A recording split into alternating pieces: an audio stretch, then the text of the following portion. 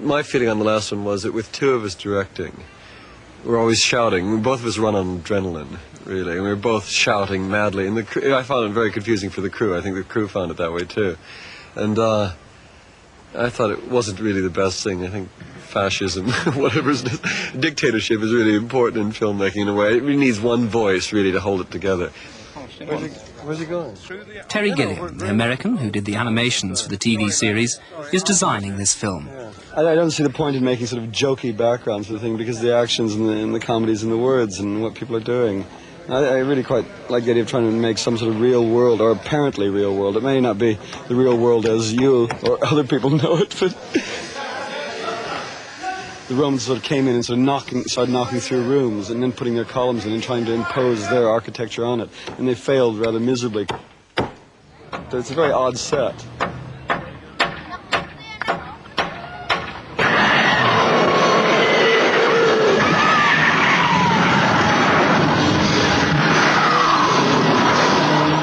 Gilliam directed another Python, Michael Palin, in his independent film Jabberwocky.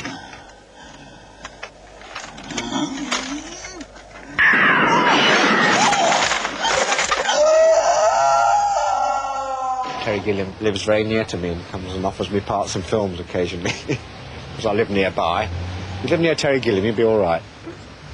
He'll come by in his big car and offer you a part in a film. Like Eric Idle, Michael Palin was offered a BBC Two series of his own. He wrote it with Terry Jones. They've been writing together since they left Oxford. She will be based. Unfortunately, you won't see it till the BBC documentary comes out. Yes. So I think being given the offer to do a show, and I didn't want to do any sort of Michael Palin show, Michael Palin introduces sort of thing. And Terry and I were sort of sitting around thinking what to write. And I think actually I'd given Terry a book for Christmas called Ripping Tales or something like that, and we couldn't actually think of what area to go into for a half hour.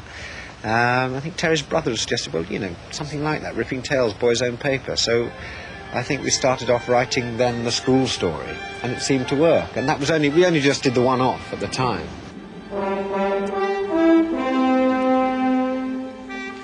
It was the same with me dad.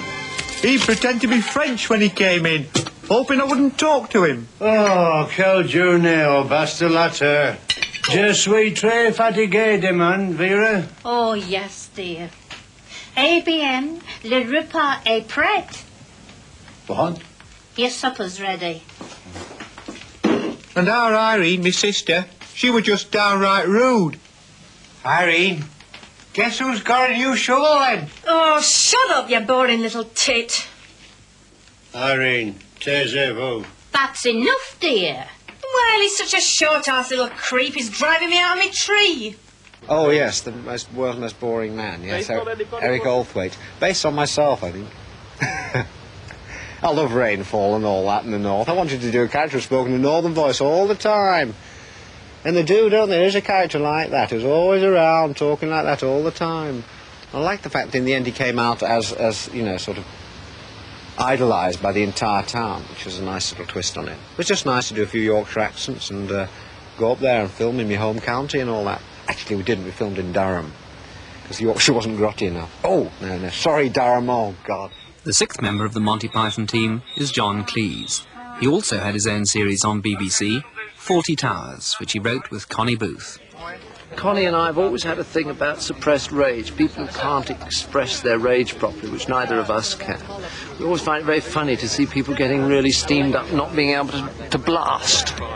Although Basil usually does blast, but that's really once at the end of the show when he's been provoked beyond any reasonable expectation of controlling his feelings any longer. That was a part of it.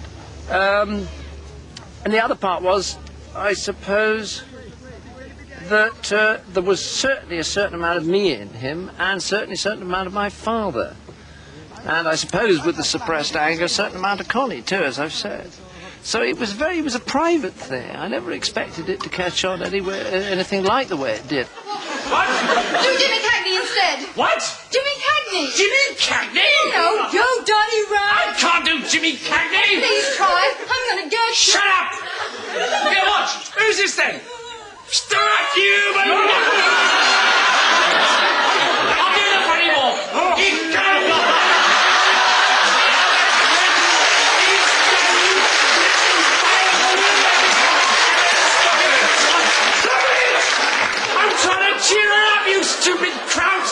And all the scripts that I've sent now consist of people who run into rooms and are rude to everyone and then usually hit somebody and then probably smash a few things, you know. Sort of like late Marty sketches, you know. And this is apparently all I can do now. But Basil was a sort of private thing. It came out of this hotel that we'd stayed at in Torquay, and this wonderful gentleman, who's now, I'm glad to say, emigrated to Canada. There've been no libel proceedings. It was based on him and his wonderful bad temper, which just made me laugh. I think everybody's hoping the others are going to fail dismally.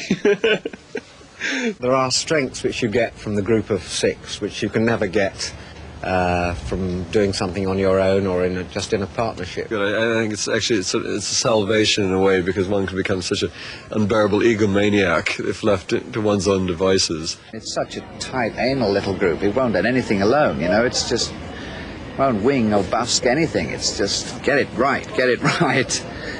And there's always one mind that's worrying and niggling at it and won't let it go. That's the healthy thing of it. They're not bad company. A bit noisy in the early mornings. Oh, that secret art. There's no hidden fighting, I don't think, anymore.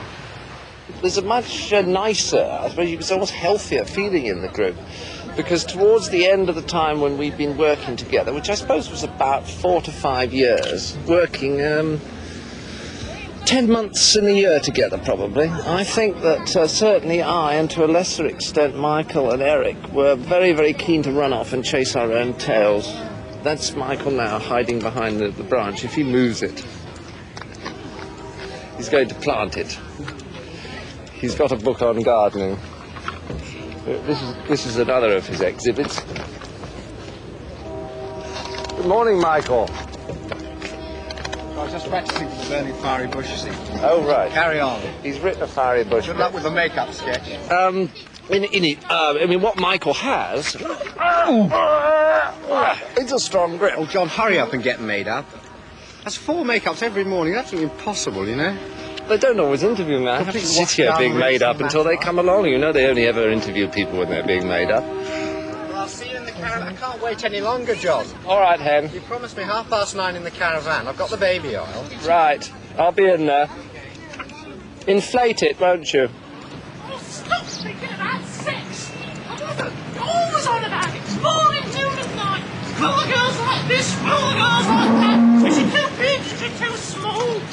Just wondering if you thought my nose... Get your filthy little mind off it! You're 40 years old now! You should go and have all that! I'm just getting interested in it, Mum. Oh, you've got interest in a job, my lad! As well as their fame and their money, the group has a more lasting achievement. They contributed a new word to the English language. Pythonesque. Mammoth's a bus stuffed by very bad taxidermists. A bus stuffed by blind taxidermists. How about that? Like that? A double-decker? That's a dromedary. Very good. Camel is a lolly seen through an enormous magnifying glass. I was going to say, if camel was an ice cream, I wouldn't eat. Wasn't it great this morning when that camel got a big stiffy and ran around the field? Oh, the big, really long one. It was the longest thing I've ever bloody seen. That wasn't a camel, that was a donkey. Designed by a camel. Donkey is a camel without any hump. See what ran around behind my camel. The donkey is a camel no one designed. Before they hatched the apocryphal python, all 6 of them had made reputations in other television comedy programs.